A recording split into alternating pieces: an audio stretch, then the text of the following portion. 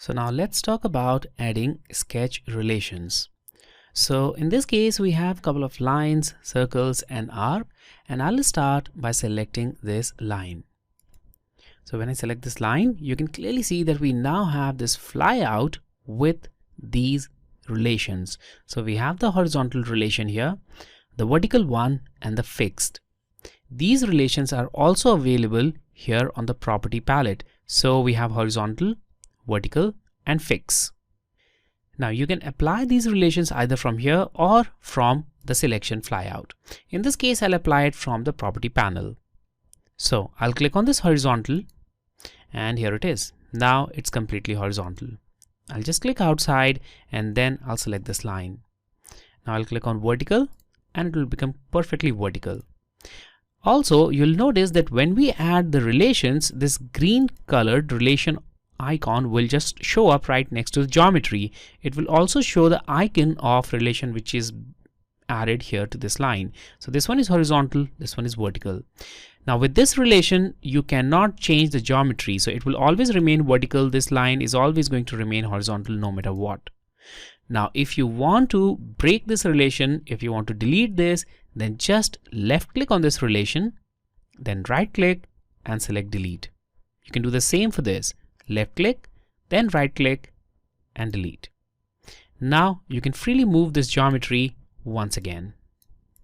Alright, now let's select the geometries again, but this time I'll select two geometries. So I'll select the first line and the second line.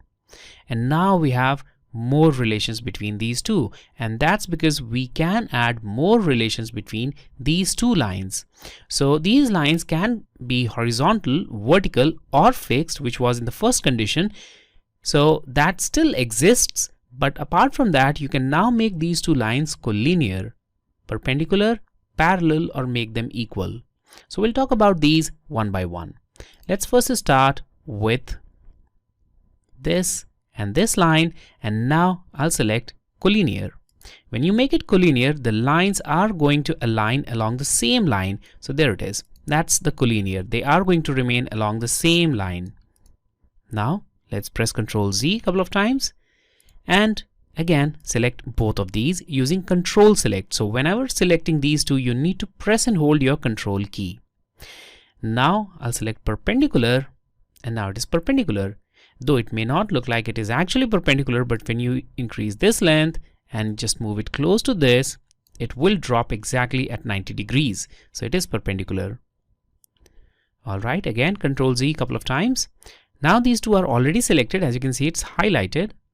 I'll select parallel and they're now parallel and they're going to remain parallel once you've applied the constraint. I'll press Ctrl Z again and now apply equal. And the length of these two will become equal.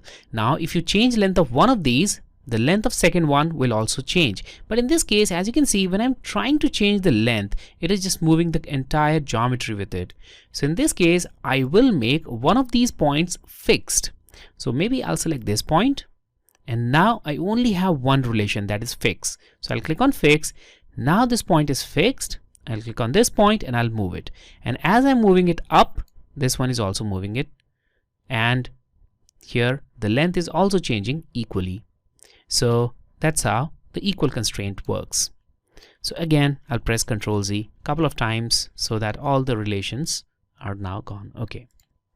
So these were the relation between lines. Now let's see what relations we can add between a line and a circle. So Control select both of these and now we have relations like tangent, fix and equal curve length. Let's start with tangent and there we have it. The line will become tangent to circle, which means if you increase the length, well, there it is, there it goes, it's tangent. If you move your circle, it's going to remain tangent no matter what you do. All right, press Ctrl Z a couple of times. And now the next relation which will apply is equal curve length. Now fix, you already know about that, so we'll skip that.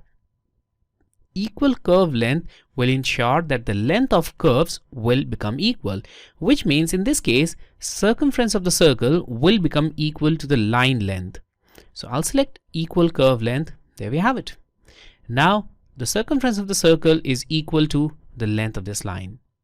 Now you can see this in a better way in this situation. So here we have two circles. Let's select both of these. And here we do have this equal option, which will kind of do the same thing that this equal curve length will do. But here I'll use this equal curve length, and there we have it. They now have the same circumferences. So same radius and same diameter as well. So I'll press Ctrl Z, and now let's see what other options we have. So again, so we have seen all the relations between a circle and a line. Now let's see the relation between circle and circle. Now in this case, we have options like co-radial. We'll see that in a moment. Tangent, you already know about that. So we'll skip that, and now concentric. So now if you select concentric, both the circles will share same center. And if you move any one of these, the second one will move with it. All right, Ctrl Z, both the circles selected. Now what else we have? Equal. So if you select equal, well, both of them will have same radii or diameter. And then equal curve length, you already know about that. Now let's talk about co-radial. And we can understand co-radial in a better way using these two arcs. Now both of these arcs have different radii, as you can see. Well, now I've changed the radii, well, significantly. And if you want to make them co-radial, well, then select these arcs. First one, second one. And now again we have the co-radial option. Select this. Now once you make it co-radial, it will kind of become part of a single circle. So if you extend it further, it is going to merge exactly at a point which is on that circle. So this is what the co-radial is. They are going to share the same circle when extended further. So that is the co-radial option. And these are the different constraints or relations that you can apply. Now this is not the limit. You can still apply constraints between all the different kind of geometries. For example, you can select this midpoint, and then you can select the midpoint of the circle and then apply any of these constraints. For example, we have this merge constraint, which is kind of a different constraint which we have not seen so far. So here it is, apply merge, and these 2 points will merge together. Also, you can just select maybe this line and this point, and then you can apply the midpoint constraint. So in this way, you can clearly just move midpoint of this point exactly on the center of this circle. So these are some of the intelligent constraints or the relations that you can apply between different 2D geometries.